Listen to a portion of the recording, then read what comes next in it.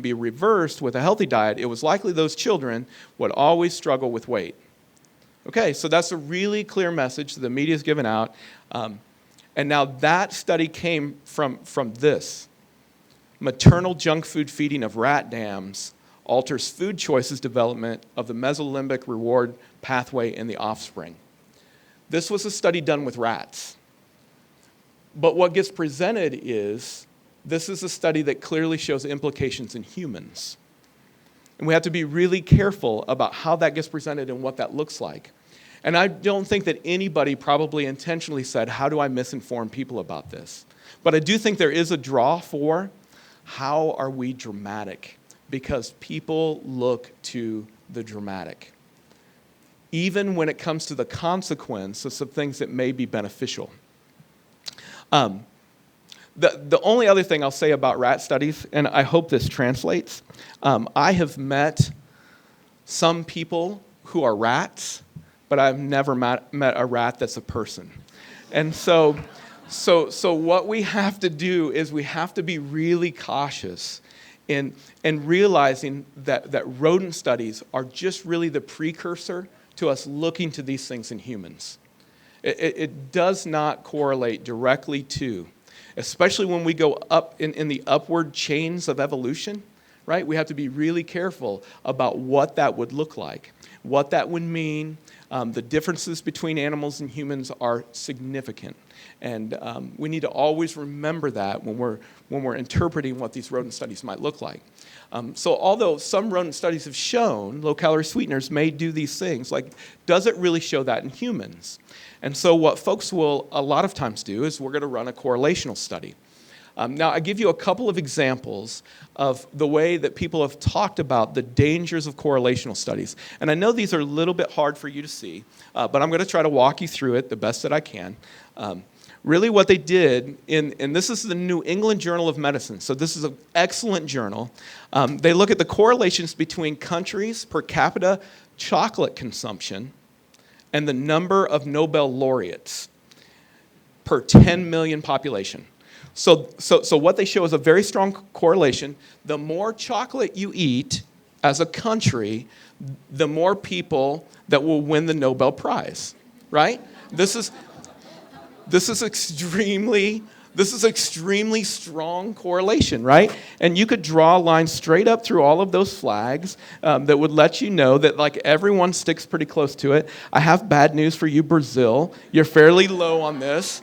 Right? I would say United States isn't doing great either. Switzerland is killing us all, basically, is what I'm saying, right? So correlational studies, like, what does that mean? I don't think that anybody thinks that actually eating more chocolate makes you smarter, although I would love if that were true, right? But there's something else going on here. There's some other component. There's some other thing that's being manipulated. I'll show you one other. And this is in Nature. Again, an incredibly good journal. And they're just going to show you the issues with correlational studies. And what they show here is the number of newborn babies and the number of storks. And so in case that doesn't translate, my mother taught me when I asked, where do babies come from? She said, a stork comes and brings the baby and puts it at your doorstep, right? Because she doesn't want to have to describe to me what actually takes place in terms of babies as a child, right? And so they run this study and they look at it, and what they showed very clearly was the number of newborn babies was very strongly correlated with the number of breeding storks. Now, most of us in this room now, I hope, realize that it's not storks that bring babies, right? But again, it's an incredibly strong correlation between what's going to go on. And probably the intervening variable is a change in the environment, right? Like, as more people are populating an area, the stork population goes down, and as more people populate an area, people have fewer and fewer children. And so it's not actually the storks that drive this. It's not causative, right? It's simply correlational. And so I'd tell you that when we see these epidemiological studies, by nature they are correlational. And they are great at giving us data to say we should further study this issue. We should never stop with an epidemiological study. To take an epidemiological study and say that directly translates to health is a very dangerous thing to do, because we don't know the causation of it. And so it's not to say that the epidemiological studies are bad studies. They're very necessary, and they very much drive hypotheses that should be tested whenever we can in randomized controlled trials. And when you take a step and you look at most of the press on low-calorie sweeteners, most of the negative press on low-calorie sweeteners, you're going to see it comes from those two places, from either an epidemiological study or from a rodent study. In very, very few cases will you see this come from a randomized controlled trial. And so please keep that in your mind as we go on to talk about some of the things that we're going to see in the future. Now, I won't go into a lot of detail on this because it's been described fairly well. Thank you very much for the last presentation. But I want to explain how we get to the acceptable daily intake just briefly. So basically, an organism is exposed to a substance, and in most cases this is done in a rodent, because we want to identify the level at which what we can anticipate, no adverse event will take place over the course of a lifetime for a human, right? That's what we're trying to anticipate. And so in order to do that, it's acceptable daily intake. So what they do is they give a lot of whatever the substance is to rats and to mice. And then we divide that number by a safety factor.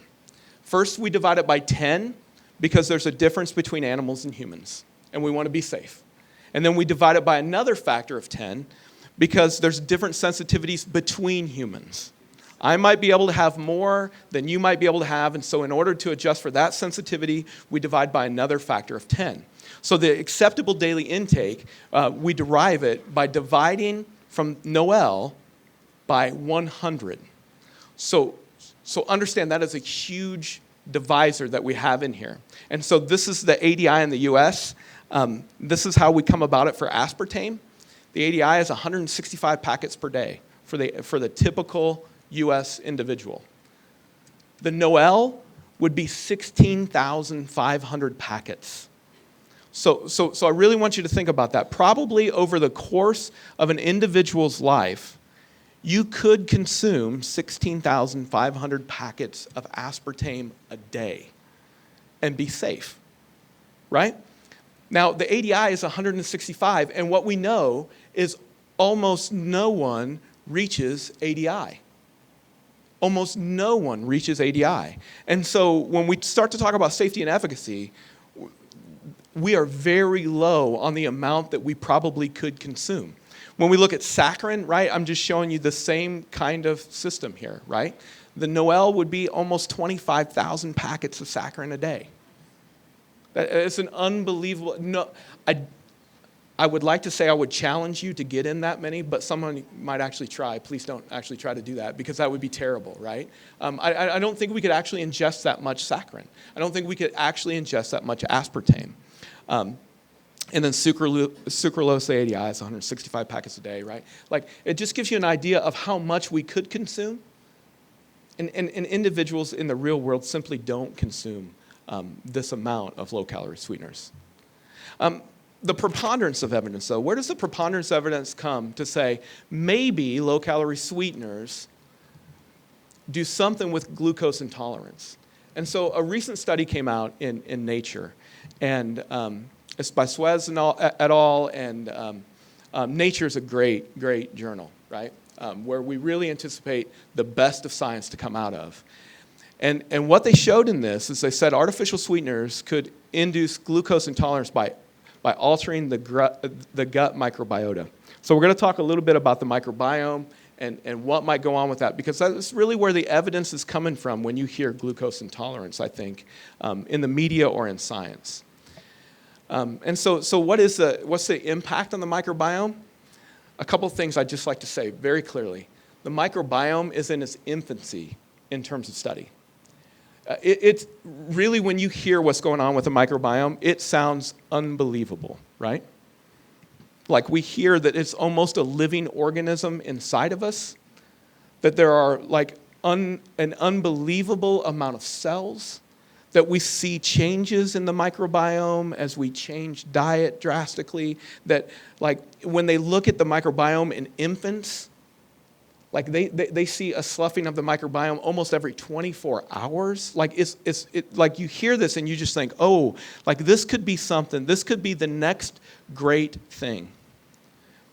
I think the bad news is it could also not be the next great thing. We, for the most part, do not know what the microbiome is doing. We do not know what the impact that it will have on health. And maybe there will be answers there. Maybe there won't be answers there as well. And so always to keep that in the back of your mind, like, what do we actually know about the microbiome? We know very little about the microbiome and what the microbiome might do. So the study that I recently talked about, they took evidence from a rodent and an observational study. So please realize what I'm telling you. Like the two studies I said, be very careful about how we interpret and be very careful about the meaningfulness of those. They're great at providing us hypotheses, but not great at telling us what the actual impact is. That's the two things that took place in this study. And what they found was a shift in the microbiome of rats when they provided low-calorie sweeteners. And now to actually talk about what that looks like we don't really know. And then they said, they did something really interesting. And since I'm kind of with friends, I'm going to tell you what I think might have happened here. And this is just a hypothesis. I don't know. But it almost looks like they did a rodent study, and then Nature came back to them in a review and said, we won't publish more just rodent studies. And then it looks like they might have added on this human component to it. Because there's only 7 individuals that they put as part of the human component. And I just say, like, I question where that comes from and how that happens. And maybe they did this all a priori. I don't know. I haven't talked with the authors. But that idea of 7, it really causes me a moment of concern. And then at the end of this study, what they do is they say they're only really looking at 4 individuals because 3 were non-responders. And they did fecal transplantation. Is a pretty nasty thing when you just hear it, like what happens. But they actually go into the microbiome and they put that into your microbiome and say, do we see a shift that takes place? And they said, yeah, like we do. We see some changes that take place in the microbiome when we do this. I want to be clear, there's no causative data that they've shown anywhere in this study. It's correlational. This is correlational data that they're showing, or they're showing things that are taking place in rodents, okay? And then when you try to understand what's going on in the microbiome altogether, I just try to put together a slide that talks about some of the different findings that we found in terms of low-calorie sweeteners and what takes place in the microbiome. The gray area is really saying there's no shift in the microbiome. If you see red or you see green, you see over or underrepresented. But like, really what I want you to pay attention to is this idea that really for the most part, we show there's no shift in the microbiome. Point 2, there's a difference between a quantitative shift in microbiome and a qualitative shift in microbiome. So we might be able to say there's significantly fewer of this microorganism, but is that meaningful? And what I would tell you is, I think qualitatively, when we see most of the things that we see quantitative differences in, like for all practical purposes, there's probably no difference in the actual microbiome. Now, I am not the foremost expert in this, but we do have someone that has published in it. And in our discussion of that, really, I think we're in agreement. Like the qualitative differences that we see in most of these studies is minimal at best. The kinds of things that you have to do to shift the microbiome is have drastic changes in your diet. And those drastic changes might actually bring about a result, a shift. But these small changes that we're talking about, probably very unlikely to make any qualitative difference in the microbiome. So overall, like, do we see low-calorie sweeteners lead to diabetes? Human studies show that diet beverages don't lead to higher blood glucose levels. And what is the biggest predictor of diabetes is blood glucose level. And so, like, for me, that has to hold true. Low-calorie sweetener would need to increase blood glucose levels in order to show that it's going to lead to higher rates of diabetes, and it's simply not shown. The results from studies on gut microbiomes, it doesn't translate to humans. And again, multiple groups are really showing that it's possible that low-calorie sweeteners could actually have a difference on weight. And the change in weight, right, a slight reduction in weight even, is likely to have a beneficial impact. And so if you're eating a low-calorie sweetener to reduce calories, what I would say is if that's helping you to reduce weight, then we're having a positive impact on blood glucose levels, which should have a positive impact on your development of diabetes or glucose intolerance. And so how do we even sort that out? If there are other mechanisms that are working against us, we know there's a mechanism that's working for us, and that is through the possibility that is causing a weight reduction. And so I think we have to be much more thoughtful about this than just what we see in a couple studies on rodents and observational studies in humans. And the last thing that I'd like to say is I think maybe we've forgotten words like moderation or total diet, and we've just focused on specific things, right? We've seen this take place in the past. In the 1980s in the US, we demonized fat, and everyone wanted to stay away from fat because we knew that was what was causing the problem, and that's simply not true. And we've come back to the idea of what is a healthy fat, right? I do know that the focus on a single macronutrient, the focus on a single food, the focus on a single nutrient is probably always going to be a mistake. We have to look at totality of diet and what impact that might have on all sorts of different health parameters. Thank you very much for your attention, and I'll look forward to, after the next talk, taking any questions.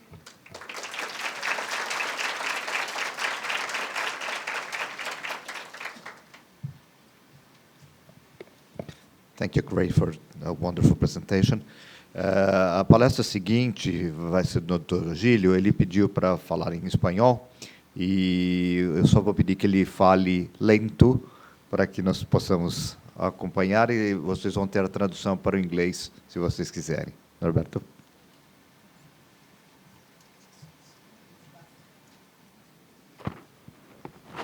Buenos días. Eu não falo português. Mis disculpas, voy a tratar de hablar lento y desde ya les agradezco a todos los organizadores la invitación y darme la oportunidad de poder estar acá con ustedes.